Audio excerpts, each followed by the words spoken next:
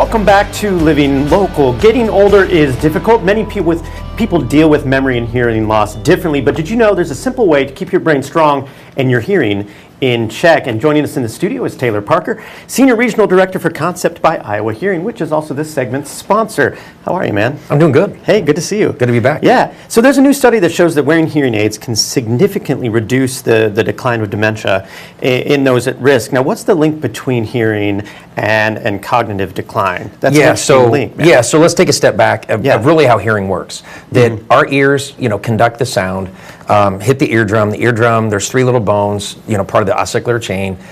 Then that hits the cochlea. The cochlea is a tiny little snail. It looks like a little snail. 15,000 tiny little hairs in there that get damaged with, loud noise, age. They just get, they get brittle. They get broken off. Yeah. The issue is then they can't transmit the full signal to the brain. So the brain then receives the signal from the cochlea, whether it's a full healthy signal, broken signal, whatever that is. Yeah. The brain then has to try to interpret.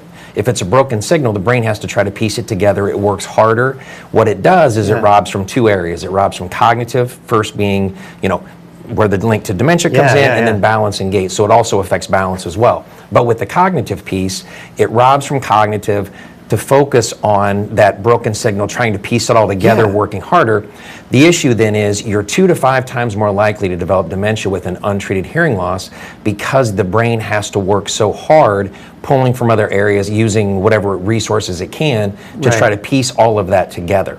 Yeah, and it's such an interesting connection because you don't often think of it being connected that way. But in this study, the hearing aids that were used are the same type as you sell at Concept. Yeah, so the same hearing devices, manufacturer was Phonak, so same hearing devices that are manufactured for Concept were used in this study. But what the study found was that individuals, and the key part to this study was that they saw a licensed professional, so it was properly fit hearing devices for this study. So, a year ago, over-the-counter came out. Those aren't properly fit. So I have to stress that it was properly fit hearing devices for those individuals. But what they found over a 3-year period, that by almost 50% reduction in cognitive decline for those individuals that had an untreated hearing loss now wearing hearing devices.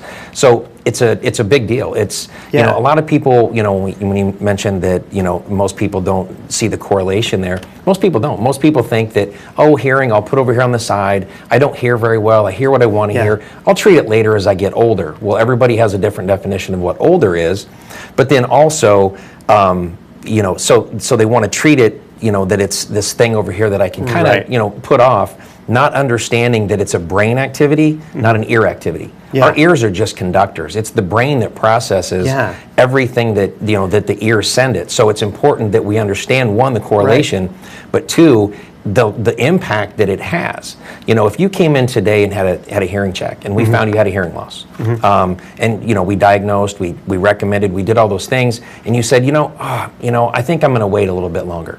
You go home, when you wake up tomorrow, you're not going to notice the effects of what you're not doing today. You're still going to have your symptoms of what your hearing loss is, the issues that you struggle with, but it's what happens over a course of 2, 3, 4, 5, 6, 7 years. The average individual, from the time they get diagnosed with hearing loss till they actually treat it, is 7 to 10 years. Wow. So a lot can happen to your brain. Yeah. A lot happens to your brain in that period of time. The issue is that when you decide to treat your hearing loss, you can't reverse what you've done to your brain. You can't change that physical makeup now that's happened. Right. And do you find, what are the stats on like how many Americans, are dealing with hearing loss and how many are being untreated? It's a pretty about big... 10% of the population have a hearing loss, but yet it's one of those things that it's not even close to that being treated. So it's still hearing loss is actually the second largest health epidemic in the United States behind heart disease, but it's the least treated out of all of them.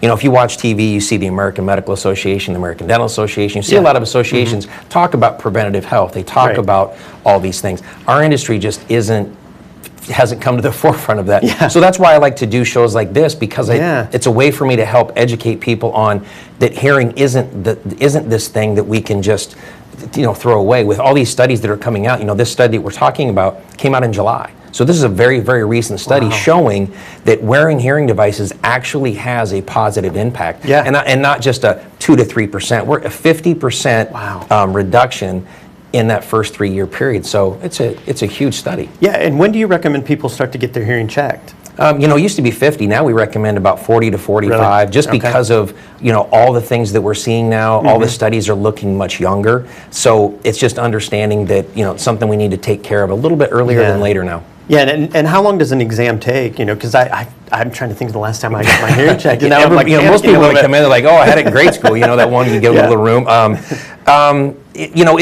If you have a hearing loss, we always recommend individuals to block about an hour and a half to 2 hours. Okay. Just because we want to do a full thorough exam. Yeah. If you have a hearing loss, we want to be able to put devices on you, let you kind of have a demo, see what things should sound like.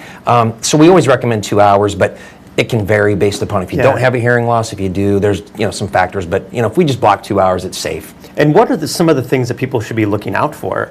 That like little things to be like, well, that's actually a sign of decline, because I'm trying to think now. I'm like, I'm nearing 40. Like, what are the things I should be looking for? You turn the radio up, you turn the TV up. You're trying to look for clarity, not so much volume. You're searching for just things to be a little bit clear. Yeah. You ask people to repeat. You struggle in noisier situations like restaurants, crowds.